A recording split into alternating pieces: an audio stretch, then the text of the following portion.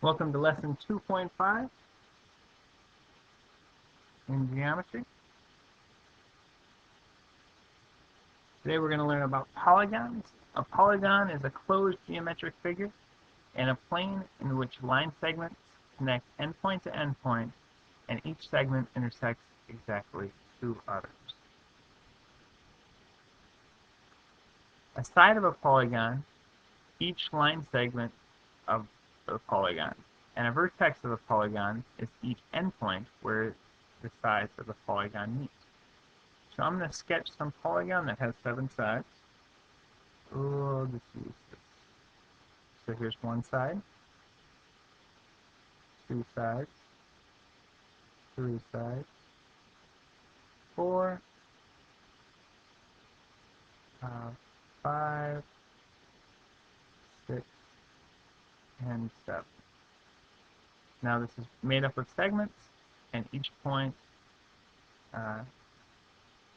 is the intersection of 2 segments.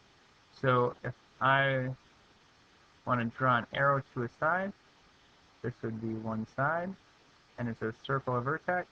There's 7 of them, but I'll just choose that. That's a vertex. Each point where these 2 segments meet will be a vertex. A convex polygon is a polygon in which no segment connecting 2 vertices is outside the polygon. An example of that would be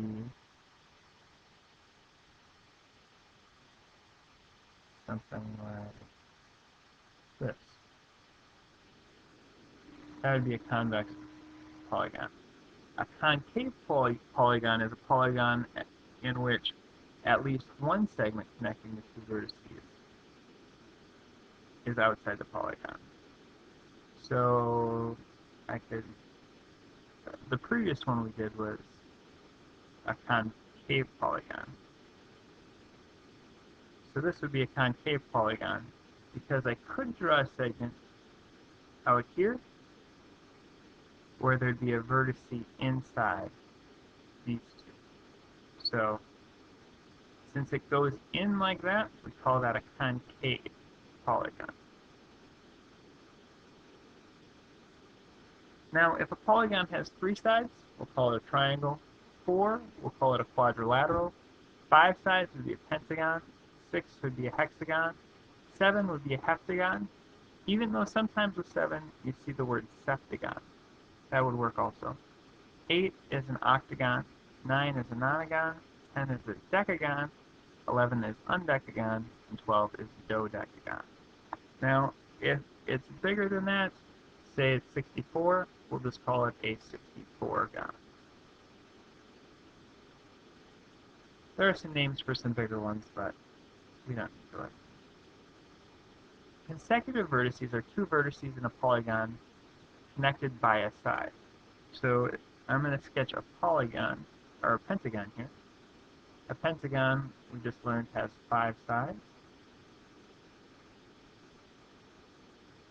So there's a 5-sided polygon, closed. So if it says circle 2 consecutive vertices, those are 2 vertices in a row. So here's a vertex, here is another vertex. There's 2 in a row, so that would work. Any 2 in a row, I could have picked these 2, those 2, those 2, or those 2. Our next term is consecutive sides. This is 2 sides of a polygon that share a common vertex. So now I have to draw an octagon.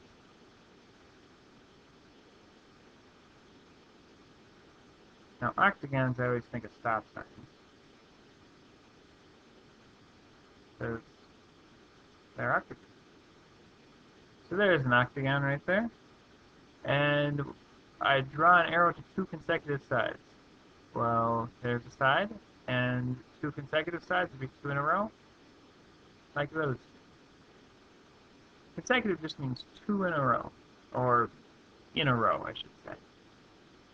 A baseball team could win 5 consecutive games, that's 5 games in a row. Consecutive angles, 2 angles of a polygon that share a common side. So I'm going to sketch a quadrilateral. Remember, quadrilateral is 4 sides. That's 2 consecutive angles. could be this angle and that angle. Because there are two angles in a row. So consecutive just means in a row. Congruent polygons, two polygons are congruent polygons if and only if their corresponding angles are congruent and all their corresponding sides are congruent. So both those need to be true. So if I draw two congruent triangles, I will draw one triangle down here, and just so I know for sure it's congruent, I'm going to copy it and paste it. I know on your paper you can't copy and paste, but do the best you can. So here, if we have triangle ABC and triangle DEF, if these triangles are congruent, we know this side is going to be congruent with this side. AC is going to be congruent with DF, and CB is going to be congruent with F. Also, we know angle C is going to be congruent with angle F. Angle A is going to be congruent with angle E. And angle E and angle B are going to be congruent. So those 6 different things that we can figure out by just knowing that these two triangles are congruent. Now how we write this, we would say triangle ABC is congruent to triangle DEF. Now the order that these letters go in is very important. Since A and D are congruent angles, A and D have to go in the same place, in the same order. So they're both first. B and E are congruent, so they're both going to be in the second place. And C and F are both congruent, so they're going to be in the third place. Now, fill in the given information given by PECT is congruent to QUH. Well, we know that P and Q are going to be congruent angles. So let's fill that in. We know E and U are going to be congruent angles. So here's E, I'll do 2. U. We know C and A are going to be congruent.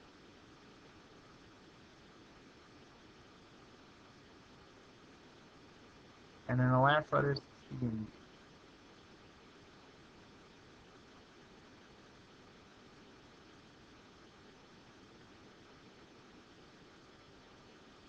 Now, we also know that the sides are congruent. If we look at PE, so it's the first 2 letters, that's going to be congruent with QA. So PA, PE, and QA are congruent. Also, EC, those are the next 2 letters, and UA are congruent. So EC and UA. CT and AB, mark that with 3. CT and AB. And finally, PT, the first and last, and QB are congruent.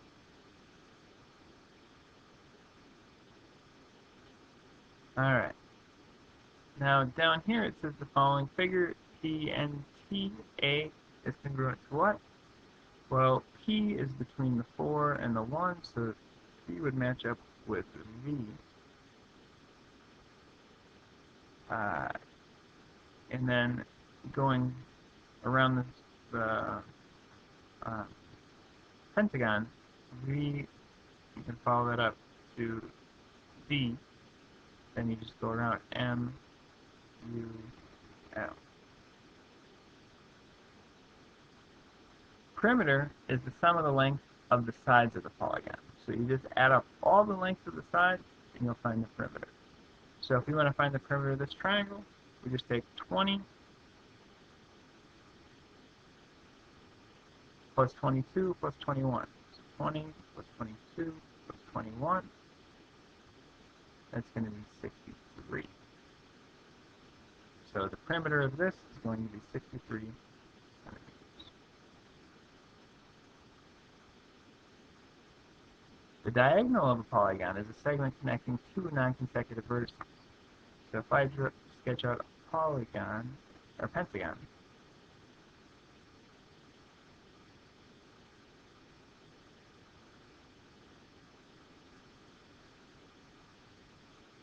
now if I want to draw one diagonal, I should probably do this, I'll do it in dot. Diagonal would start here, and it's any non-consecutive, so I can't go there or I can't go there, but I can go there, or I could have drawn one over there. So that would be a diagonal. An equilateral polygon is a polygon whose sides are equal in measure. So an equilateral polygon, if I could draw equilateral polygon, oops.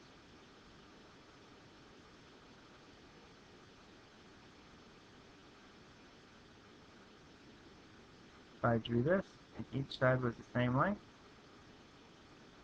that would be an equilateral polygon. An equiangular polygon would be a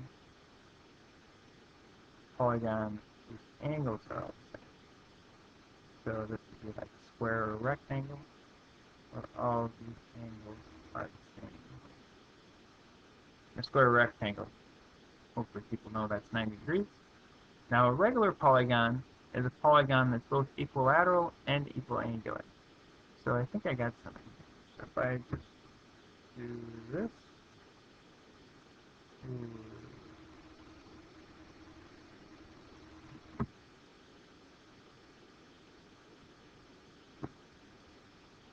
so let's assume that that's the same. All of these angles are the same, or all these sides are the same length. All the angles are the same degree. So it's a regular polygon.